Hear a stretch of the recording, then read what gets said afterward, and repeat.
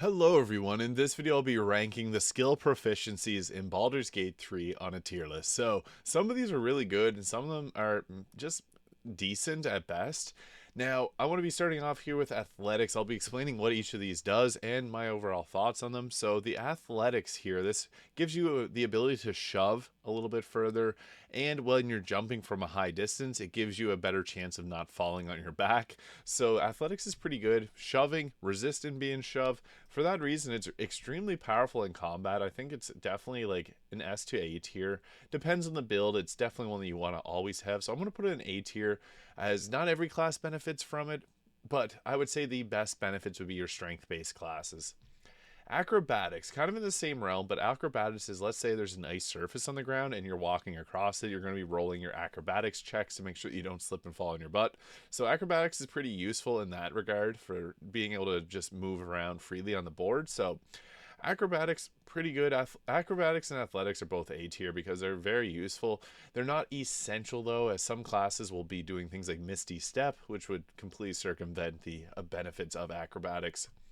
Next we got sleight of hand. Now it's kind of same. You want most of these you want to have on your party, a nice spread between them, but some of them are better than others. Sleight of hand helps a lot because there's going to be a lot of lock picks that you got to go through in this game. And having the spell knock is nice to be able to open them, but there's some that won't be able to be opened with that. So sleight of hand can work really great for those. You can also attack or Eldritch Blast your way through some doors and locks, but Sleight of Hand is extremely useful, and there's some parts of the game where you need to have that Sleight of Hand. So you should always have, if it's a rogue or a bard, you name it, Sleight of Hand, extremely useful. Next, we got Stealth. Stealth is another one that I would say is probably the best we've gotten here. So being able to hold your stealth is extremely important. Like, there's no point doing stealth if you're not going to hold your stealth, you know what I mean? So that's why it's definitely an S tier one, because yeah, stealth, I've just realized I matched them with the first letter of their word there, but stealth is extremely useful, especially if you're going to be sneaking around. What happens when you stealth is the enemies are going to be making a wisdom check to make sure that they can see you or not. So if they have low wisdom, you'll be able to stealth. But if they have high wisdom, that's where having the stealth here comes in handy, because it gives us the proficiency in holding our, I guess, stealth. So very useful. Next we got Arcana, and this is another one that's pretty useful. It comes up pretty often in the game, and this is going to be like an overall check for magic related stuff.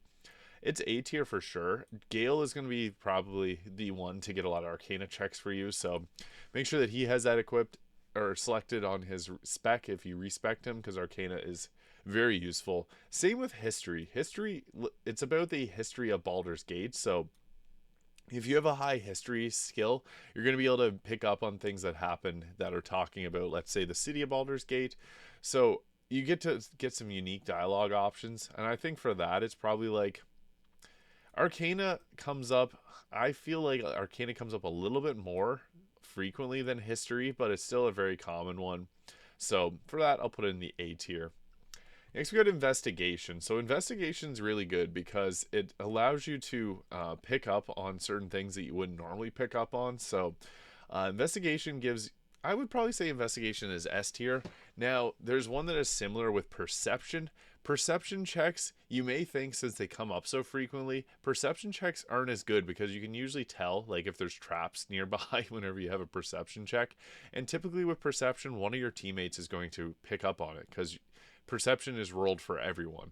So investigation is a little bit more detailed in terms of what you can get out of it. So investigation checks would be rolled during conversation. Kind of similar to insight, which I would also put up in the S tier. So these two are important in dialogue. So whenever Auntie Ethel is like lying to you, you can use your insight to pick up on that and not let it go over your head. So I'd say those two are definitely S tier, just for the dialogue options that they open up. Nature checks, I would say this is probably a C tier. They don't come up frequently.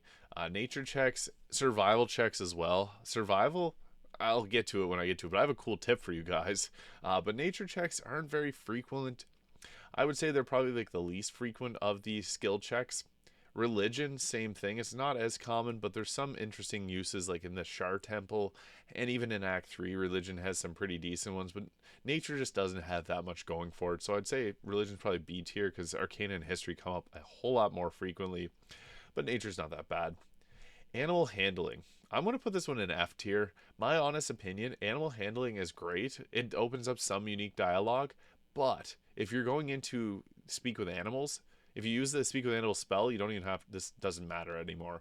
Or if you have a druid that is wild shaped and speaking to someone as their wild shape, animal handling doesn't do anything. So for that, it's an F tier because it's not the best at what it does, and you can circumvent it with other methods by like speak with animals. So if you're going to be speaking with an animal, you speak with animals, and the potions are a dime a dozen in this game. So not a huge thing. Medicine. So this actually helps the transmutation wizards with their ability to create alchemy. I would say medicine's probably about a B tier. It opens up some more dialogue options as well.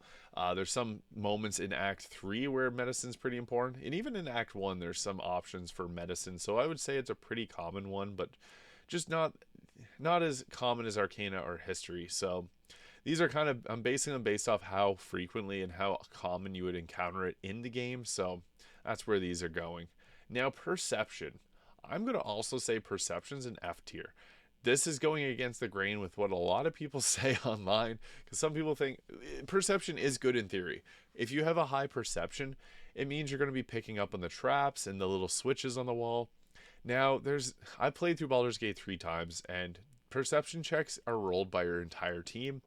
It's very rare that one of you will miss a Perception check, and if you do, it's not a big deal because you can literally go and find the switch just by mousing over the areas. So while Perception is good in theory, it doesn't end up being that great because you don't miss out on anything from missing a Perception check because you'll be able to find it anyways.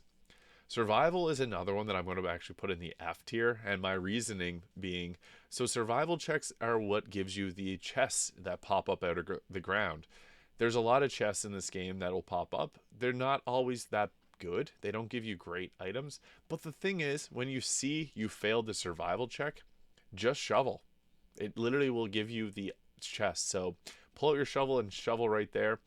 Literally does nothing because if you roll a survival check, you know that there was a survival check there and you can literally just dig in the ground. Also, if you have Scratch, he can find the treasure for you. So 2 ways to counter survival, making it probably the absolute worst of the skill proficiencies in Baldur's Gate 3. So I have to put that in the F tier just for those reasons alone. Next we got Deception. Now, Deception, Intimidation, and Persuasion. These are kind of the big 3 in terms of conversation. So Persuasion, Deception, Intimidation. This is the lawful good. Persuasion is usually like persuading someone to do something that's good for, I guess, the greater good. Deception is like lying and tricking people. And then Intimidation, enough said, it's being intimidating. These are all charisma based, so these should be on the face of your party. If you're playing as a bard, sorcerer, paladin, or warlock, you're going to benefit from these. If you have no one that's charisma, make Will your PR guy because he has high charisma. I would say Persuasion's easy S tier.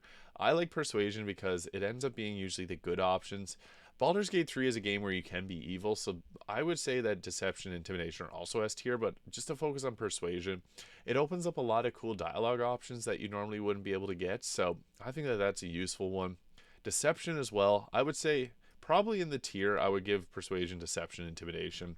Deception is usually more like lawful, neutral, I guess, options. Lying is obviously not good to do, but it's less bad than the Intimidation, which is just straight up being a bully and demanding what you want. So these 3 are all really essential. I would recommend at least having 2 of these depending on your playstyle. If you're doing a good run, Persuasion, Deception. If you're doing a bad run, Deception, Intimidation. Finally, we have Performance, which is another one that opens up a lot of cool things. So for that, I would say it's probably S tier as well. With performance checks, this is like during dialogue when certain events are happening, you're going to roll a performance check. So it's a pretty useful one. I like the ones that are going to add 2 dialogue options. So a lot of these here are mainly dialogue based, but the other skills like stealth, athletics, acrobatics are all combat based. Athletics and acrobatics could go in the S tier.